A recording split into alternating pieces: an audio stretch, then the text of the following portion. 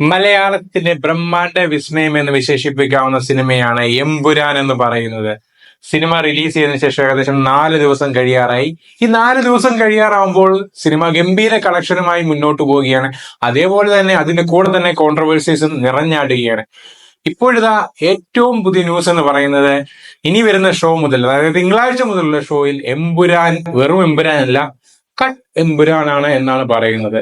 ഇതിനോടകം തന്നെ ഈ ഒരു സിനിമ റിലീസ് ചെയ്തതിനു ശേഷം ഇടത് വലത് അനുകൂലികൾ തമ്മിൽ വേർതിരിഞ്ഞിട്ട് അങ്ങോട്ടും ഇങ്ങോട്ടും സപ്പോർട്ട് ചെയ്തതിന് അഗൈൻസ്റ്റ് ആയിട്ടും ഒരേപോലെ ലഹളയായിരുന്നു.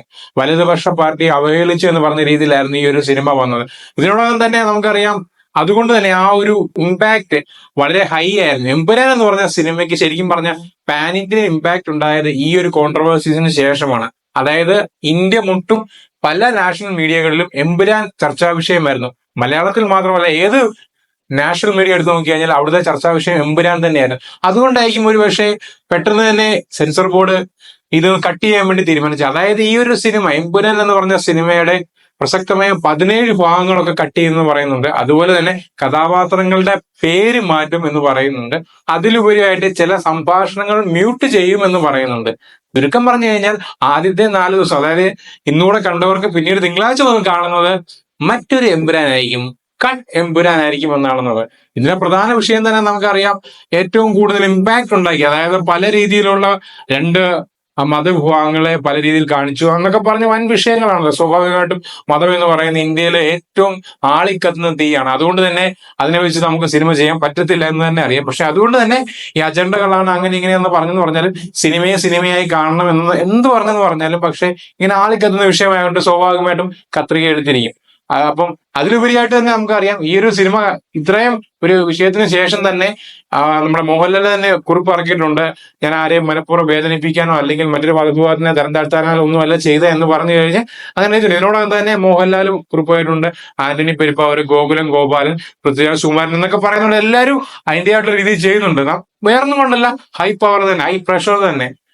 ഈ ഒരു സമയത്ത്, അതായത് ഈ ഒരു സമയത്ത് ഒരുപക്ഷെ അവർക്ക് ഇതൊരു ബിസിനസ് ആണ്. ഇതിൽ 180 കോടിയോളം ഇൻവെസ്റ്റ് ചെയ്താണ് ഇതുപോലൊരു സിനിമ വന്നതെന്ന് ഓർക്കണം.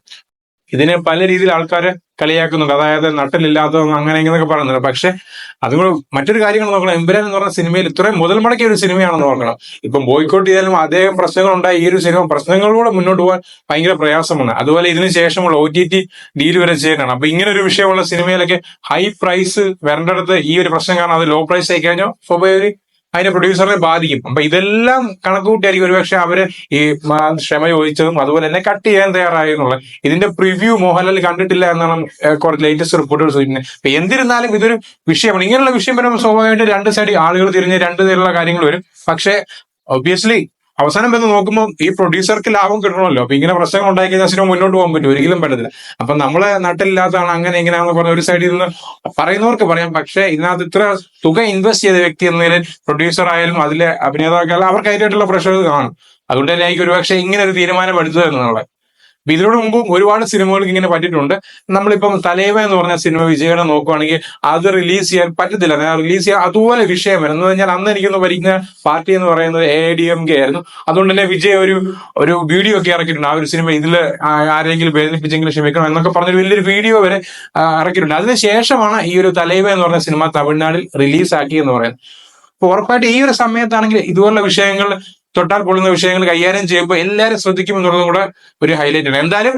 പക്ഷെ ഇതൊന്നും വകവെക്കാതെ എമ്പുരാൻ എന്ന് പറഞ്ഞ സിനിമ ബോക്സ് ഓഫീസിൽ മുന്നോട്ട് കുതിക്കുകയാണ് എന്നുള്ളത് മറ്റൊരു സത്യം കൂടിയാണ്. ഇനി ഈ ഒരു കട്ട് ചെയ്ത് എമ്പുരാൻ വരുമ്പോൾ എങ്ങനെയാണെന്നുള്ളത് കണ്ടു തന്നെ അറിയണം. എന്നിരുന്നാലും സിനിമ 4 ദിവസം കൊണ്ട് ഏകദേശം 150 കോടികൾക്ക് മുകളിലാണ് കളക്ട് ചെയ്തിരിക്കുന്നത്. അതായത് 100 കോടിയോളം കളക്ട് ചെയ്തിരിക്കുന്നത് ഓവർസീസിൽ നിന്നാണ്. നമ്മുടെ ഇന്ത്യൻ ബോക്സ് ഓഫീസിൽ നിന്ന് ഏകദേശം 50 കോടിയോളം രൂപയാണ് കളക്ട് ചെയ്യുന്നത്. അതിൽ തന്നെ ഏകദേശം 45 കോടിയോളം അടുത്ത് വരുന്നത് നമ്മുടെ കേരളത്തിൽ നിന്ന് തന്നെയാണ്. അപ്പൊ അത്രത്തോളം ഇമ്പാക്റ്റോടെയാണ് സിനിമ മുന്നോട്ട് പോകുന്നത്. ഒരു സൈഡിൽ പ്രശ്നങ്ങളുണ്ട്, മറ്റേ സൈഡിൽ ബോക്സ് ഓഫീസ് ചോദിക്കുന്നത്. എന്തായാലും ഇനി വരുന്ന എമ്പുരാൻ, കട്ട് എമ്പുരാൻ എങ്ങനെ ഇരിക്കും എന്നുള്ളത് കണ്ടു തന്നെ അറിയണം. അപ്പൊ എന്താണ് ഈ ഒരു സിനിമയെ പറ്റി നിങ്ങളുടെ അഭിപ്രായം? അതായത് കട്ട് എമ്പുരാനെ പറ്റിയുള്ള നിങ്ങളുടെ അഭിപ്രായം എന്താണെന്നുള്ളത് കമന്റ് ചെയ്യാൻ മറക്കല്ലേ. അതുപോലെ വീഡിയോ ഇഷ്ടപ്പെട്ടാൽ ലൈക്ക് ചെയ്യുക, ഷെയർ ചെയ്യുക, നമ്മുടെ ചാനൽ സബ്സ്ക്രൈബ് ചെയ്ത കാര്യം മറക്കല്ലേ.